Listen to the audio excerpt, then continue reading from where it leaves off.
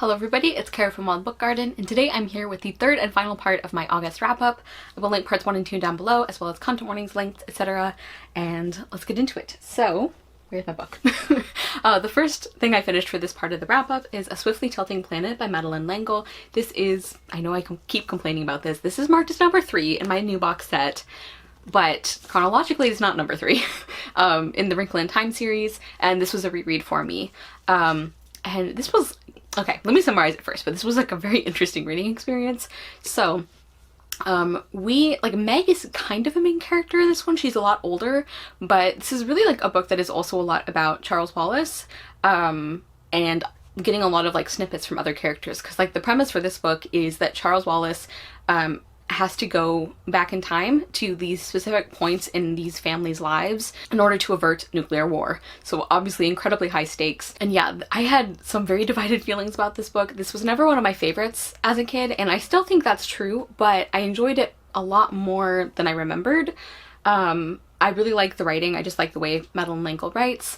I was impressed that I still had some characters I was very invested in, even though we did spend time with so many different characters that, like, you know, we didn't spend a lot of time with any one particular member of this family. I think a huge part of that, honestly, is because I recently heard R.J. Anderson talking in an author event or something about how the inspiration for her book Knife is like based on this like love triangle that happens in this book, and like her wanting to write like a better like ending for the disabled character. And I really like Knife, and so that made me, I think, primed to be like extra invested in that like whole like part of the book. I found the plot very compelling. I really like the way that time travel was used, and this is coming from somebody who's not like the biggest fan of time travel. Like I said, I got invested in like different parts of these family stories, and I was really impressed with the way that like Nettle and Bone made all these connections. I liked the way that like songs and family history were used, or like this St. Patrick's rune. I thought that was super interesting, and I thought there were some really beautiful moments, including the ending.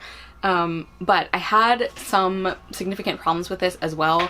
And most of them come down to like the time this book was written in. Like, there are multiple Indigenous characters in this book, and for the time this book was written, I think it would have been very progressive, like the way that these characters are like treated, the roles that they play in the story. It's like relatively impressive, I think, for an author writing in the period that she was, but there are still a lot of not great aspects with that. So like, do keep that in mind, including like the noble savage archetype, and like the way that like white and Indigenous characters are like described, and like the fact, like there's one part that made me cringe about like one of the signs that things are going well is like, as long as there's like a blue-eyed boy or like a blue-eyed child or something in like this family, everything's gonna be okay. So I didn't like that, and that leads into one of my other big problems, which was like the focus on like bloodlines to the point of being almost like borderline eugenics in a couple places. I definitely don't think that was Nettle and Bone's intention.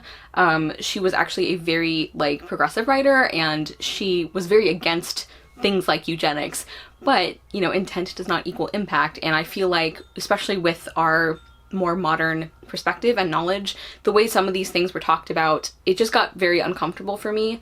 And I do understand that like, because the premise is going back in time to like affect family history, I understand that like part of that is going to be like bloodlines and like which characters are having children and, you know, who ends up with who, but it still was like very uncomfortable. And then also the disabled characters, like the way that was talked about was also not great. Like, there were some parts that were good and some parts that weren't. So just like the of its time elements are kind of like the drawback for me here. So if you are already enjoying the series, I definitely wouldn't say skip this one. I think there are some great things about it, but I wouldn't recommend this as being like a good starting point for her books, partly because it's in the middle of a series, but also partly because of the issues I was mentioning. So I don't know, I was very conflicted. I gave A Swiftly Tilting Planet 3 stars, but I am glad to finally be continuing my reread. Next, I finished Monstress Volume 1, Awakening by Marjorie Liu and Sana Takeda. I think, yeah, Sana Takeda is the artist and Marjorie Liu is the writer.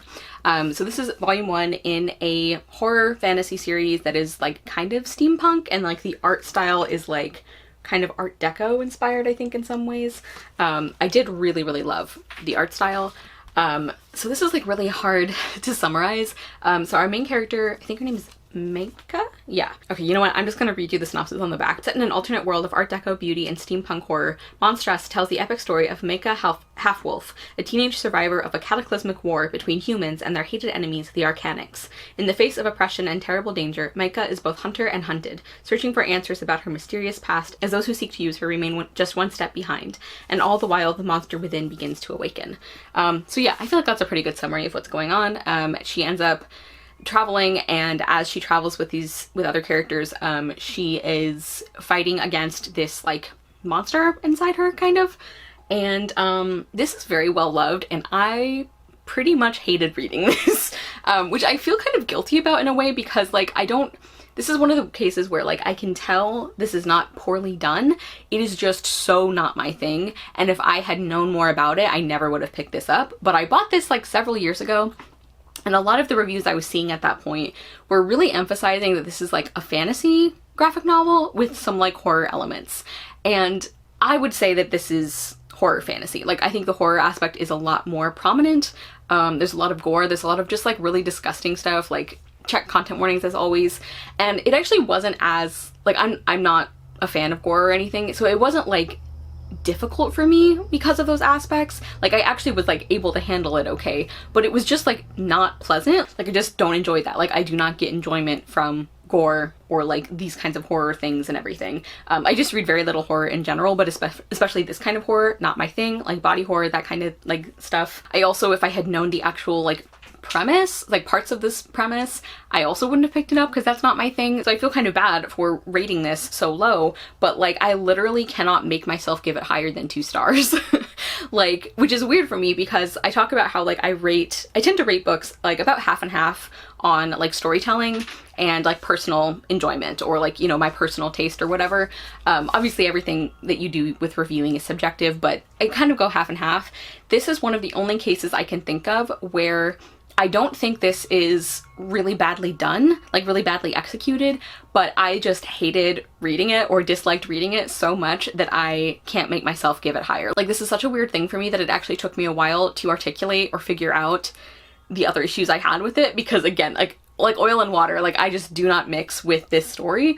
But like some more concrete things I can tell you that I didn't like. Let me start with the good stuff first. Sorry, I'm all over the place with this review.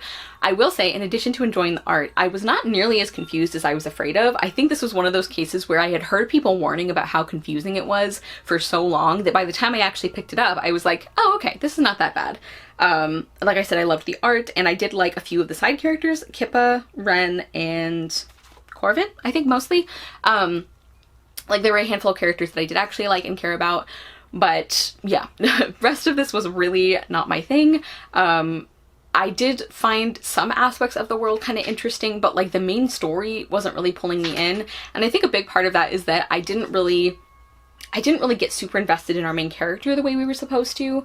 And I think a big part of that is that I really don't like the way the graphic novel was seeming to communicate, in my opinion, that we were supposed to be like 100% Team Meika, everyone leave her alone, she's doing her best, when I'm like, they're right though. Like, some of the ways that like characters are treating her, it's like, I understand why that would hurt Meika, but like, she is very dangerous. Like, I don't want to get into spoilers, but like, she has proven that they are correct to be afraid of her, and it bothered me that like, the way it was told, I think we were supposed to feel like, I don't know, like they should give her a chance. And I'm like, I don't know, I feel like there was like a middle ground somewhere that we could have tried. So I really, really didn't like that. That's one of my pet peeves in storytelling, is when I feel like the writers are like trying to force you to feel a certain way and then not backing that up with the story. And then the thing that I did actually find confusing about this is like the character similarities. There were multiple characters who had very, very similar like character designs and coloring, and it was incredibly confusing for a while. Like, I actually thought there were characters who were like in disguise as each other because that's how similar they looked. And I did hear there were story reasons for that later, but like that was kind of confusing for me. So yeah, this is like, everybody else seems to love this. I have seen very, very few people who did not love this, so I would not like steer you away from it. Just keep in mind that I feel like this is heavier on the horror than I was hearing from people a few years ago. Also look into content warnings and the actual like like a more specific premise than I think this graphic novel gives you on the back. And also I guess just keep in mind the other things I was talking about. If you think those things would frustrate you, maybe don't pick it up. But like a lot of people love this, and I can see that there are parts of it that are really well put together, but it's just very much not my thing. And then on top of that, I had mistaken expectations about it, what it was. And then on top of that, I also do think there were parts of this story that could have been done better. So yeah, I won't be continuing. Very excited to unhaul this. And like I said, I gave Monstress 2 stars. Next, I finished Salam with Love by Sarah Sharaf Beg. This is a very short contemporary novel, and we are following our main character Dua. This is set primarily during Ramadan. She ends up going to, like, her and her mom and dad end up going to stay with some extended family that she doesn't know very well. She hasn't seen them in a while, and she is not really excited about this at first, but she ends up really getting to know them better. She ends up making friends with some of her cousins. She ends up spending time with like a family friend who she really likes. They explore New York City a little bit, and she also ends up learning more about and connecting more with Islam, and the way that it is a part of her life. And I really liked this. I really liked the way the focus on friendships and family, and also like Dua's faith and religion. I liked the way all of those were made a part of the story. I really enjoyed some of the supporting characters.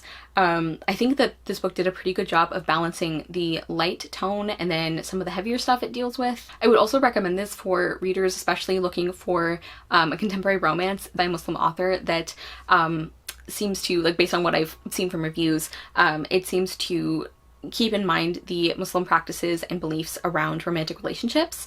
So like Dua does have a romantic interest, but the way that that is handled seems to be pretty consistent with the, you know, traditional Muslim practices around that. So that is also something really cool to see that we definitely don't see super often. The only thing that I would have liked to see more from is the romances themselves. There's one with Dua and then one with a side character, and I liked both of them. I liked those characters and like their scenes together, but I just think I would have liked more development with them and like more time spent on that, because that is like obviously a very important thing for these characters, you know, this relationship, and especially given where we end the book, I think I wanted more build up for that. But overall, I really liked this, and I gave Salam with Love 4 stars. Next, I finished A Symphony of Stars by Barbara Kloss. This is the third and final book in the Gods of Men trilogy, and this was a buddy read with my lovely friend Hannah from Lynn Hermione.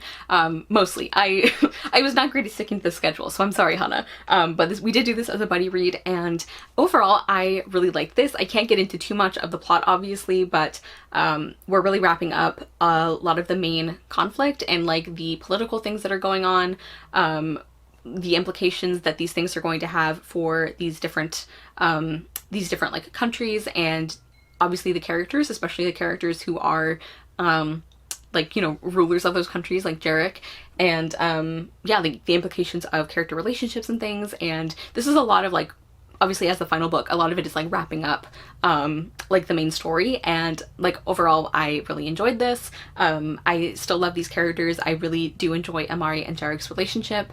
There's also a side character relationship that I really loved. I also really liked that I got very invested in some of the other like point of view characters or supporting characters. Like I still think the biggest surprise for me with this series is that Nia ended up being possibly my favorite point of view.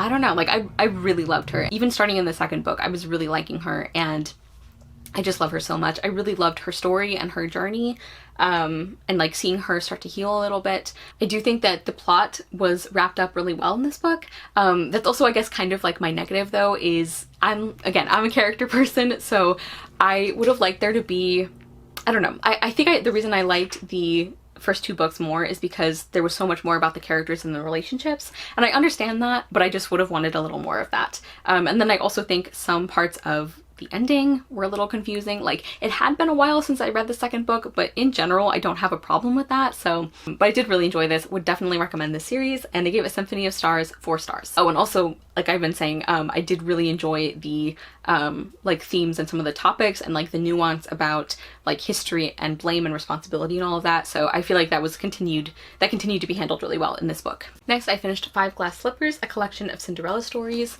and this is edited by, what is it? I think it's, yeah, Forward, and I think edited by Anne Elizabeth Stengel. And the authors are Elizabeth Brown, Emma Clifton, Rachel Heffington, Stephanie Ricker, and Clara Diane Thompson. So as you can tell, this is a pretty chunky bind up of 5 different Cinderella retellings that are all like novellas. and they're all like very different takes on the Cinderella story. I'm somebody who enjoys fairy tale retellings, and Cinderella is not usually like a favorite retelling for me, but I was very pleasantly surprised by this. Like, I really enjoyed a lot of these stories. I also think that Anne Elizabeth Stankel did a great job with the foreword by giving us enough information to be excited about the stories and to kind of like know why she chose them, why she arranged them, like the kind of story they would be, without like giving stuff away, you know? So I really liked that, and I liked the variety here. Like on the back it talks about a Cinderella who's so painfully shy that she cannot bear the idea of attending the royal ball, or when the slipper fits but on the wrong girl, what happens when Cinderella is determined to oust an imposter prince from her rightful throne, or when she is a Cinderillan miner working from a space station orbiting a Chthonian planet, what happens when Cinderella, a humble housemaid, is sent with a message for a prisoner trapped in a frightening fairy circus. So all of those like descriptions are like kind of a general premise for each of the stories, and I did take some notes because I have specific thoughts about these. So What Eyes Can See by Elizabeth Brown was 4.5 stars. I really enjoyed that one. It was really cute. I love the step family and the twist on the story. There was a little bit of the not like other girls thing, but overall I still loved it, and I really loved the last line of that story. Broken Glass by Emma Clifton was 4 stars. The second part was a little melodramatic and I wanted more scenes with the main couple, but overall it was really fun, and I really enjoyed the writing and some of the humor. My least favorite story was The Windy Side of Care by Rachel Heffington. I give that 2 stars. That was the only story that like I actively disliked. It started out well, but it went downhill really fast for me. First I liked the writing and was intrigued by the story, but I ended up not caring about the characters and hating some writing choices, namely sexism and colorism. Why? I also was bored by the story, so that was the only one I really didn't like personally. And then the biggest surprise was A Cinder's Tale by Stephanie Ricker, which I gave 5 stars. Like, that was, again, such a surprise for me because that's the sci-fi one, and I'm a hard sell on science fiction. I'm very picky about it, so this was the one that I was kind of like least looking forward to. It was my favorite. I gave it 5 stars. I got so attached to the characters in such a short time, and I'm so impressed at how clear the world building was. That doesn't often happen for me with sci-fi, and the plot was very compelling as well. And then The Moonmaster's Ball by Clara Diane Thompson was the one that I was most excited for. That's like the fairy circus one, and I give it 4 stars. I really loved the autumnal vibes in Tilly, but I would have liked a little more from the relationship and the fairy circus, but still very good. So as a whole, I gave this collection 4 stars. Really enjoyed it. Would definitely recommend it if you are into fairy tale retellings. And yeah, like I think these were all like very well written. I liked the different takes on them. There was only one of the stories that I didn't like, and all the other ones I really enjoyed or loved, so would recommend. Next, I finished Nettle and Bone by T. Kingfisher. This is a short book that really packs a punch. We are following our main character Mara, who is the shy convent-raised daughter, younger daughter of a royal family, and one of her sisters was married off to a neighboring prince, and she died. And then her second sister was married off to the same prince, and now Mara finds out that he is abusing her, and she becomes determined to save her before she can die as well. And so Mara has to get help on her quest, so she completes a few impossible tasks, but as the book says, that's only the beginning. So her and her companions end up collecting other companions on their way, and trying to figure out how they can free her sister without like bringing the wrath of this kingdom down on Mara and her family and like the whole kingdom and everything. And I really loved this. T. Kingfisher is one of my favorite authors, but I think this is the first book I've given 5 stars from her, because even though I really enjoy her books, I've never given anything less than 4 stars. There's always like just a little thing that I wish would be different, and here I just think this was like phenomenally executed. Like, it's not like the most fun of her books, because obviously it deals with some very difficult things. There are some very like creepy parts and like horrible things that happen, but I do think it's really just very well done. I loved Mara. I always love her main characters. She's just very like practical and brave in an ordinary way. I loved the like sister connection and how like complicated that can be. I love the way that Mara and these other characters are just like so dedicated to doing the right thing. I also got to show the ghost dog in the front, and the end papers. She does have a bone dog who is a great character as well. I think the like creepy atmosphere was really well done. I loved the themes and the way this book talks about gender and domestic violence and violence against women. I know that I can always count on T. Kingfisher to not do the not like other girls thing, which I love. I really enjoyed the supporting characters as well. I got so attached to them. I thought the magic was really interesting. I thought the like religious and cultural elements were so well done, and just very interesting. I just found this a really well done, really satisfying book, and I gave Nettle and Bone 5 stars. Next, I finished a nonfiction book, and that is Awakened by Death, Life-Giving Lessons from the Mystics by Christiana N. Peterson. I've been reading this over a very long period of time, and I did finish it this last month, and this is obviously a nonfiction book that is about death, and specifically like the religious and cultural context for death, and how specifically in the US, maybe other Western countries as well, we are so afraid of death, but in a way that like we don't talk about it. Our society is very like dedicated to not thinking about death at all, basically. And so she's specifically focusing on like Christian mysticism and the way that Christian mystics would view death and talk about death. But she also talks about like historical like periods and how like those affected the way that different cultures talk about death. Like I was saying, this is very like the examples she uses are very like Christian centric, so do keep that in mind. And also the like historical context she talks about tends to be very Western focused, so she's not like trying to do like an entire history of death. She talks about how she was like, initially that was the plan for this book, and she realized that that was way too much, she could never do that. So this does have a specific kind of focus, but even with that, I think this is a book that a lot of people would benefit from. I definitely did. Like, I am definitely like not, you know, as is pretty typical of a lot of people in our culture, I am not very comfortable with death or talking about it or like thinking about it too much or acknowledging it in our society and our daily life. And the author feels the same way. Like, she talks about one of the things that made her want to write this book is that she's afraid of death.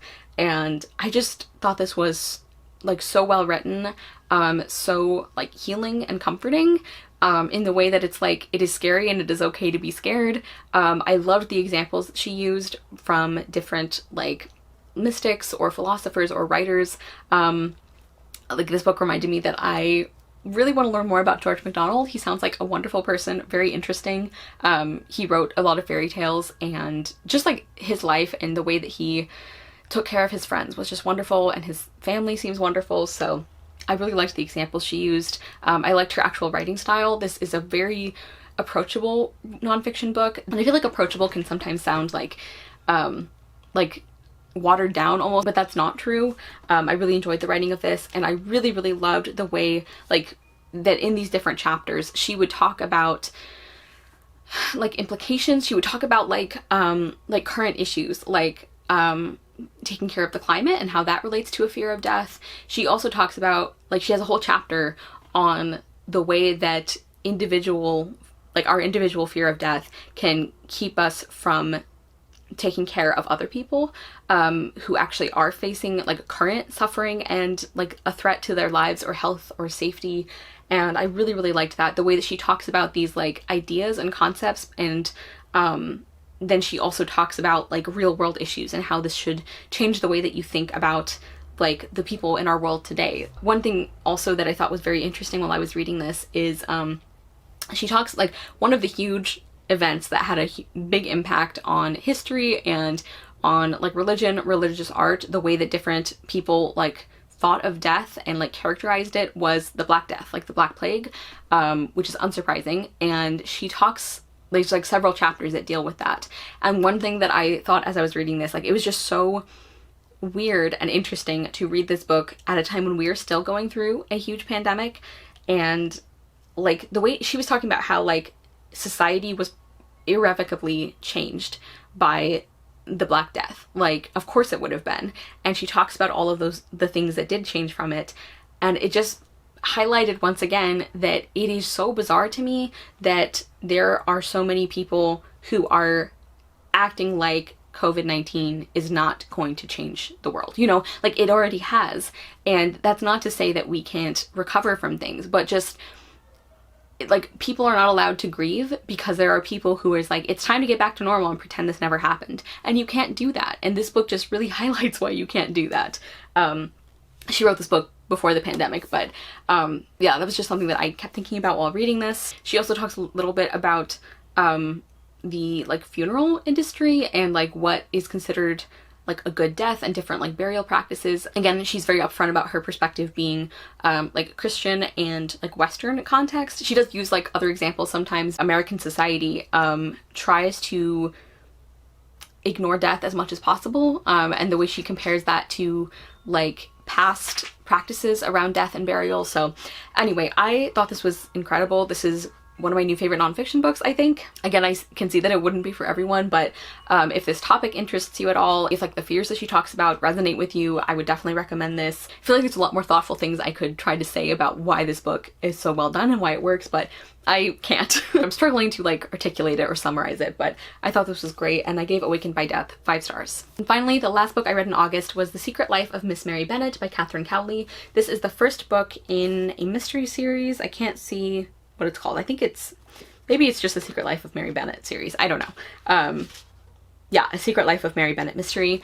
And this is obviously, as you can see, a Pride and Prejudice kind of retelling or like sequel story following Mary as our main character, and it is a mystery. At the beginning of the book, her father dies, and her family, or she specifically, ends up getting a visit from some distant relatives of theirs. We see that Mary is very observant, and because of this she's able to help these people out and stop them from getting something stolen, and so in return she ends up going to stay with them for a while, and the older woman becomes kind of her benefactress and arranges lessons for her in French and I think piano as well, and like that's one of the things that Mary has always wanted, and she likes this idea rather than feeling like she has to try and get married like her mother probably wants, or just being dependent on like family members' charity. So she is considering maybe being a governess, but she also just really wants the opportunity to finally learn from professionals. And of course there she ends up like getting caught up in like a murder mystery. She also starts getting kind of suspicious about some of the people she is staying with or that she meets. And sadly we're ending on a on a negative note because I was so disappointed in this. I'll start with the things that I liked. I think the writing itself was very well done. I liked the historical details. I liked the different perspective on Mr. Bennett's character. I'm not a big fan of his, but I think the way this book talks about him was like an interesting change, you know, like I can view that as like a retelling thing, you know. So I thought that was interesting. I liked that this book actually had some non-white characters because, you know, they did exist back then. I think that was just really nice to see that reflected in a historical book. But unfortunately, I did not have a great time with this book. I was so bored.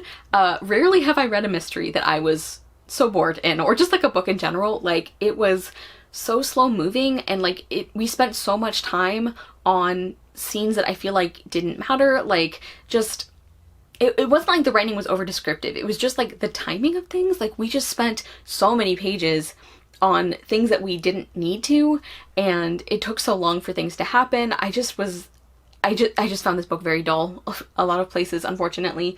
I was incredibly bored. I also think that some of the characterization choices contributed to like me not being interested, because like there were only, I think there were 2 side characters I can think of who were like consistently likable and interesting, and everybody else pretty much wasn't, which meant it was also not interesting watching Mary interact with them. So I felt like I was basically following a boring, slow plot with like surrounded by like characters I didn't like or care about, and that was just like the whole book. Like it's not a super long book. It's about 300 pages, but it really dragged. I had to really push myself to finish this. I did listen to this partly on audio while I was reading, which helped me get through it faster. I do think there were some interesting choices with Mary's characterization. I did definitely feel for her and for her difficulties. I also feel like she might possibly be neurodivergent. The author doesn't say that anywhere, and I'm not sure if that is what we're supposed to infer. But I thought that was interesting. It feels like a possibility, at least. I'm not on voices for like autism, for example, but it seems like maybe Mary could be neurodivergent here, which is interesting. But again, I didn't see confirmation of that. I just like did not have a good time with this book. But then the ending was more interesting. Like the premise of the rest of the series sounds a lot more interesting to me. So like now I'm torn, because I was definitely not planning on continuing, but now I'm slightly curious. So I don't know. Like the other thing too is like I can see why we needed the setup for like Mary's character and for like the story, but I think like this could have been like a novella, you know, and then like the first book would be like the sequel. Or I think we could have had this where like the setup was condensed into maybe just like the first chunk of the book, and then the rest of the book would be focused on like, you know, the first mystery case or whatever. Yeah, like this has really great reviews though, so, you know, don't take my word for it, but I did not enjoy this, and I gave The Secret Life of Miss Mary Bennett 2.5 stars. Okay, everybody, so those were the rest of the books I read in August. I know a lot of talking. I feel like a lot of like interesting. I'm looking back at my other August wrap-ups and it's like we were all over the place. Like some really disappointing books, also some new favorites, a lot of 4 stars, which is great. So anyway, please comment down below and let me know if you have read any of these books, what you thought of them, or if you're going to pick them up. And let me know a book that surprised you, like a pleasant surprise, and also a disappointment recently. I'd be interested to know that. I obviously have quite a few disappointments, but like a pleasant surprise as well definitely would be 5 Glass Slippers. I was obviously hoping to enjoy it, but I really loved a lot of those stories. And yeah, I also had some 5 stars where like, I expected to enjoy the books, but I really, really loved them, like Nettle and Bone and Awakened by Death. So let me know that. Thank you guys so much for watching. I will see you soon with another video, and I hope you love the next book you read. Bye!